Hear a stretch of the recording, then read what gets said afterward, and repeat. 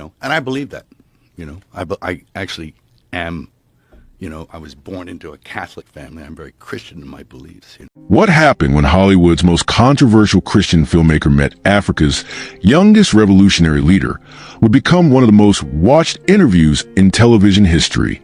This is the story of how Ibrahim Traoré's words about Jesus Christ brought Mel Gibson to tears on live television. It was supposed to be a routine promotional interview.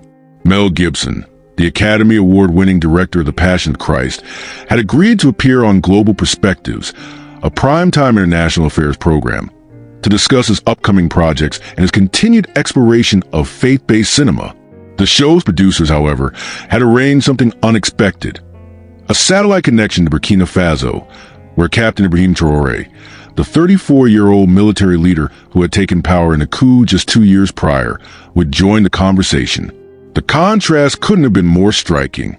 Gibson, the 68-year-old Australian-American actor and director, sat in a plush Los Angeles studio, his weathered face bearing the marks of decades in Hollywood spotlight. Meanwhile, Traoré appeared on screen from a modest office in Ouagadougou, wearing his characteristic military fatigues, his youthful face serious but calm. The interview began conventionally enough, with host Sarah Chin asking Gibson about his latest projects and his continued commitment to depicting religious themes in his work. Gibson spoke passionately about his Catholic faith and his belief that cinema could serve as a vehicle for spiritual awakening. "Faith has always been the driving force behind my most meaningful work," Gibson explained, his hands gesturing emphatically. "When I made The Passion of Christ, I wasn't thinking about box office numbers. I was thinking about souls." Chin then turned to Traoré, introducing him as one of Africa's youngest heads of state and asking about his vision for Burkina Faso's future. Traoré spoke eloquently about sovereignty, about breaking free from neo-colonial influences, and about his determination to serve his people with integrity. "Leadership is not about power," Traoré said, his voice steady and measured. "It is about service. It is about sacrifice. These are principles I learned not from political theory, but from my faith." It was Gibson who steered the conversation toward religion. Perhaps feeling a kinship with this young African leader who also spoke of faith, Gibson leaned forward in his chair and asked a question that would change the entire tone of the interview. "Captain Traoré, I understand you're a man of faith. As someone who has dedicated much of my career to exploring the story of Jesus Christ, I'm curious about your perspective. How do you see Christ's message in the context of your leadership and your vision for Africa?" The studio fell silent, except for the slight delay of the satellite connection. Traoré paused, his eyes seeming to look beyond the camera, as if gathering thoughts from a deep well of contemplation.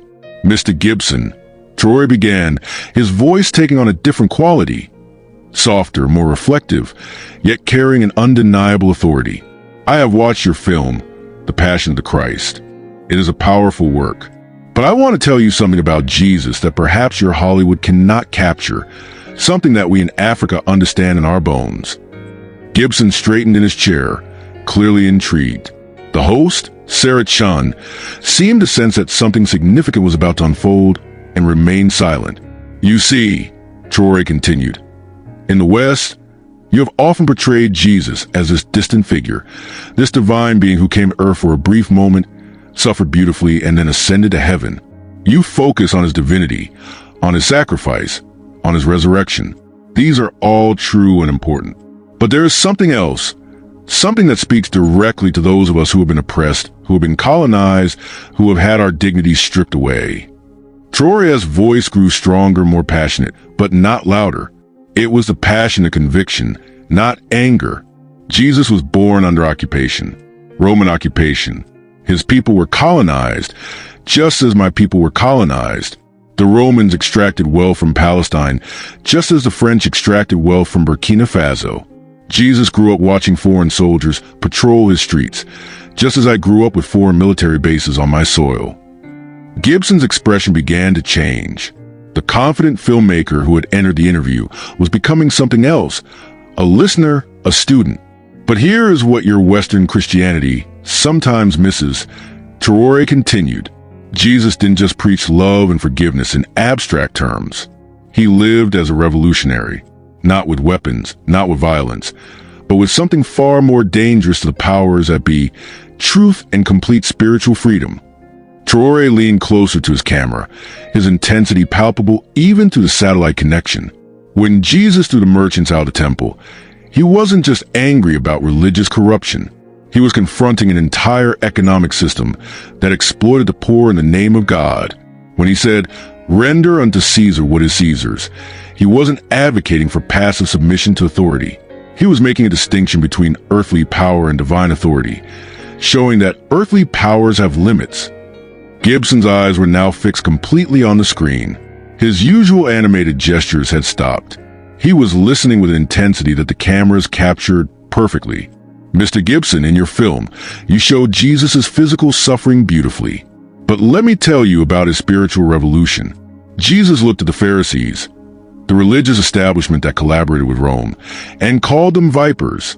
He looked at the wealthy who oppressed the poor and said it would be easier for a camel to pass through the eye of a needle than for them to enter heaven.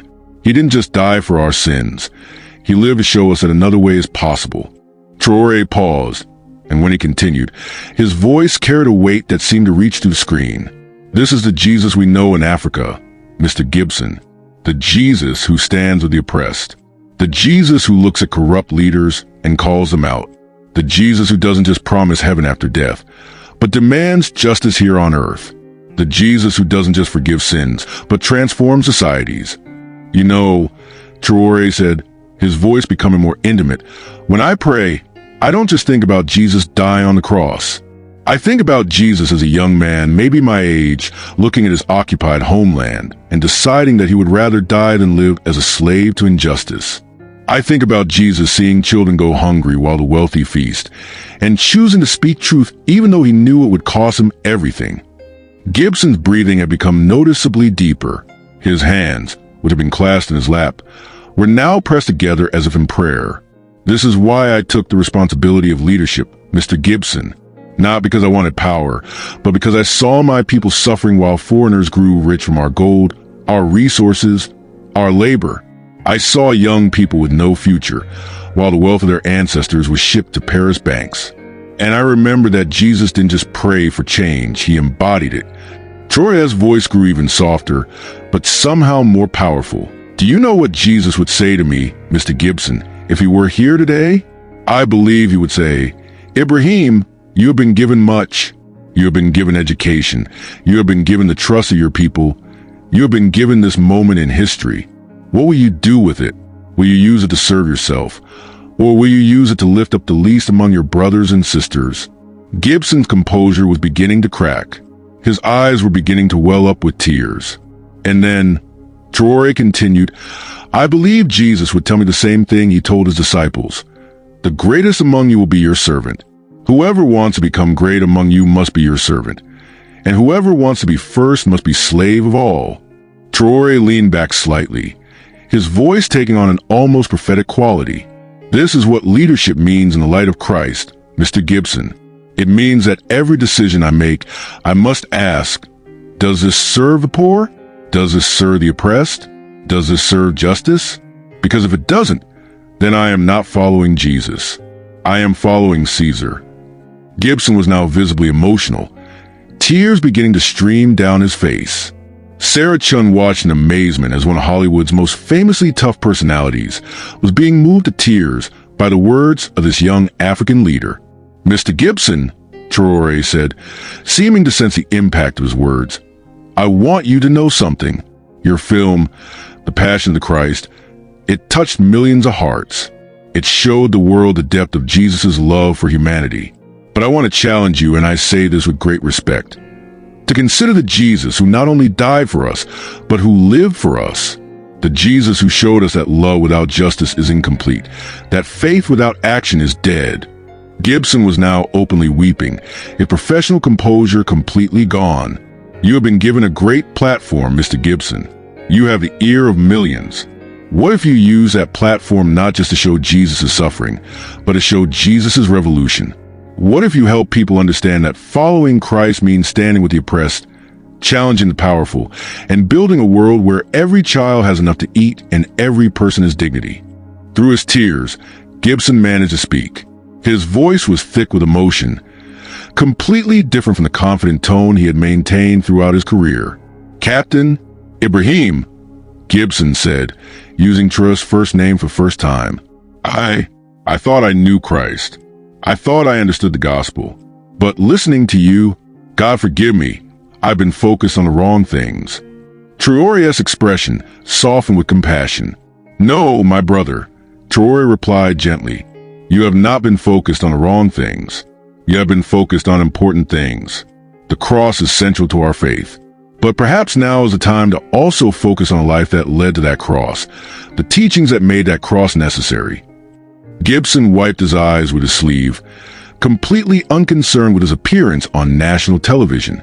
"You're right," Gibson whispered. "Jesus wasn't just divine. He was revolutionary.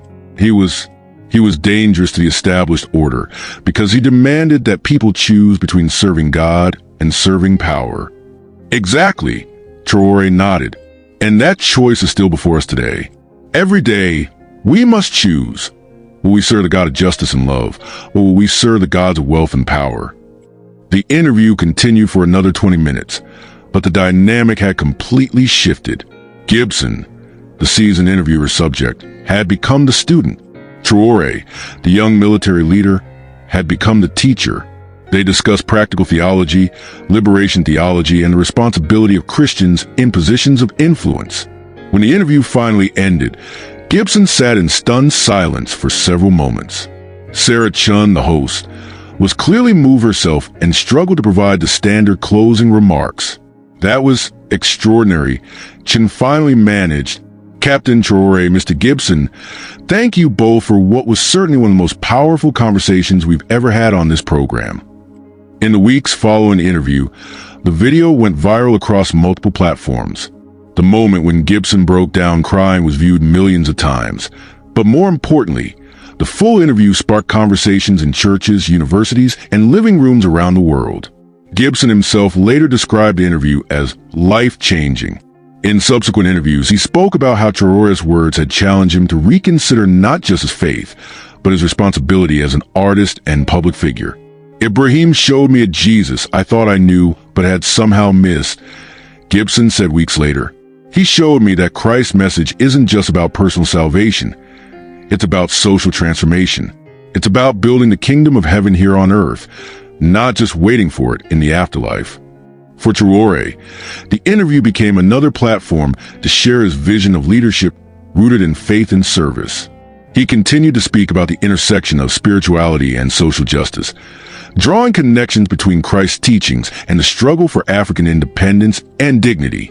The interview remains a powerful example of how true dialogue can transform even the most established perspectives, and how the message of Jesus Christ continues to challenge and inspire people across all boundaries of culture, nationality, and experience.